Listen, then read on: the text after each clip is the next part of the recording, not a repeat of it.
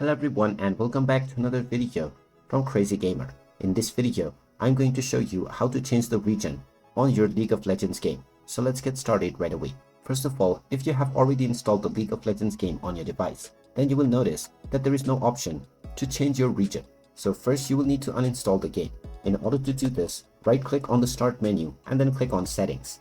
And then click on the apps menu from which you can click on installed apps.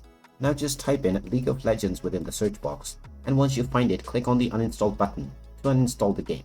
After the game has been uninstalled, go ahead and open up the Riot Client application and then log into your account. After logging in, just search for the League of Legends game, and once you tap on the install or the update button, you will be asked to choose your region. Just click on the drop down menu, and now you can choose from the various different regions that are available.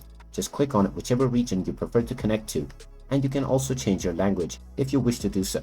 Finally, click on the OK button, and now the game will be downloaded and updated on your device, and you will be able to connect to the region that you just chose. And there you have it. That is how easy it is to change your region on the League of Legends game.